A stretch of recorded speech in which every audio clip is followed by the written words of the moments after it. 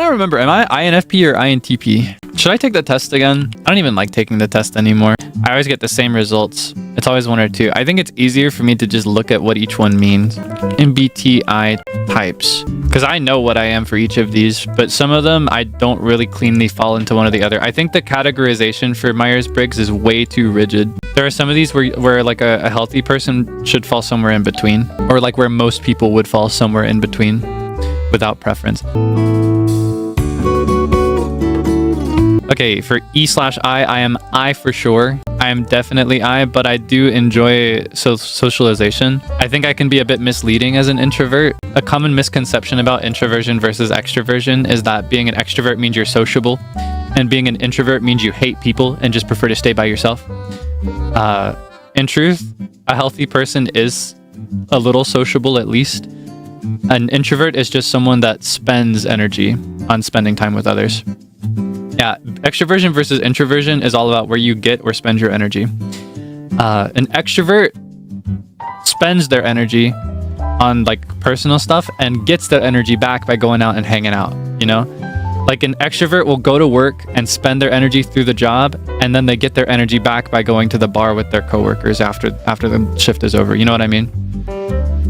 And then an introvert will they will recharge their energy by staying at home and resting, and then at the end of the day they'll spend that energy on time with their friends or family. You know what I mean? That's how that goes. So I'm an introvert. For me, I have to charge my energy up and then spend it. I have to invest it on spending time with others. As for S versus N, I am much more N, I think. There was a time where I definitely was a bit more S. And honestly, I could still be described as S because I'm a very detail-oriented person, and I do have a bit of like a logical approach to some things. But I think when it comes to my preferences and values, I'm a bit more of what is the word I'm looking for? Like idealist. Like I like thinking more about tomorrow than today. You know, I like thinking more about what I can get than what I have in front of me. You know what I mean? Just in general, I like to think about the abstract, and I like to think about the indefinite, and I find comfort in not knowing exactly what's going to happen. You know what I mean? I find comfort in thinking I can change it into anything. Whereas I think sensing is a lot more about like seeing things for the reality of what they are, and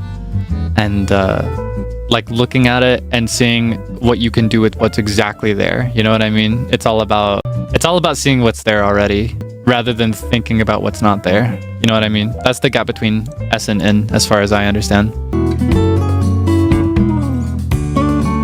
And then for T and F, this is where it's really hard for me because I've mentioned this. For T and F, I think a healthy person should fall in between. I think you should fall between T and F. You should not have too much of one or the other.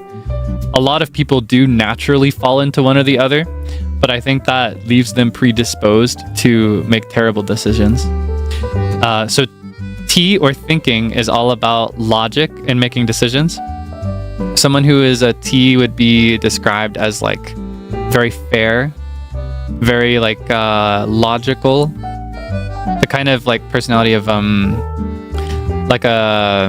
the oratrice mécanique d'analyse cardinale. By order of the judgment of the oratrice mécanique d'analyse cardinale. Like very like objective decision making, right? All about justice, and it can be described as very impersonal, thinking more about like taking into account every little detail. Whereas F, or feeling, is all about emotion. It's making emotional decisions. This would be described as more empathetic, maybe more forgiving, more yielding. But I'll say again, I don't think one is better than the other, and I don't think you should have one over the other. I think in almost all situations, it's important to value both fairness and emotions. If you make a logically fair decision without any emotion or empathy, that will be a cold decision that leaves people in pain. It will hurt people. If you make an emotional decision with no consideration to logic or planning or foresight or anything at all, then that will lead to a decision that leaves some people neglected or will leave you with regrets. later on down the line. In any decision, it's super important to consider both your emotions, the emotions of others, and like the fairness or logic. What result will this have? You know, how will this impact people? So for me, I'm cleanly down the middle. But some people have told me that just thinking about it that way makes me a T. I don't think that's true personally, but just for simplicity's sake, I usually will categorize myself as a T as a result. Because I guess the way that a friend has described it is that considering emotion in that way is also considering fairness and is also like a logical process. And then for J versus P, this is a bit of a... How do you describe J versus P? Because I understand it, but it's a little weird to articulate in words. Even just reading this now, it's like J kind of flows in really closely with S and T in the categories that we've described so far. And that it can be seen as a bit rigid. J is all about like planning things and like having everything super detailed and like going along with that exactly as it's planned. Like keeping a perfect routine, like you have to do this, this, and this to get through the day. And then whereas P is more about like playing things by ear, trying to be flexible, going with the flow in certain ways.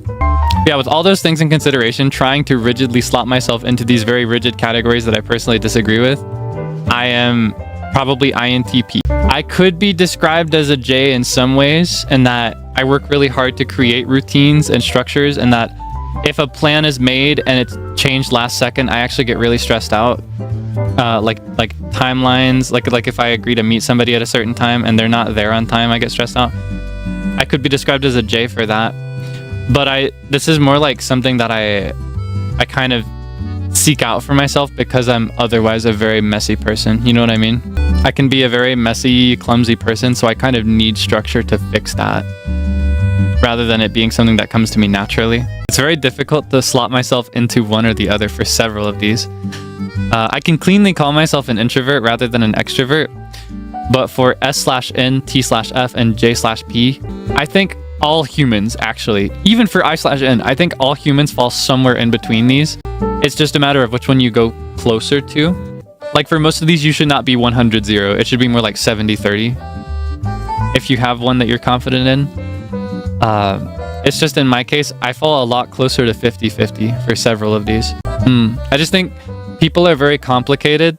It's very difficult to simplify and categorize people. And I think these categories are very rigid. Like it can give you the gist of something, but it still won't adequately describe somebody, I feel.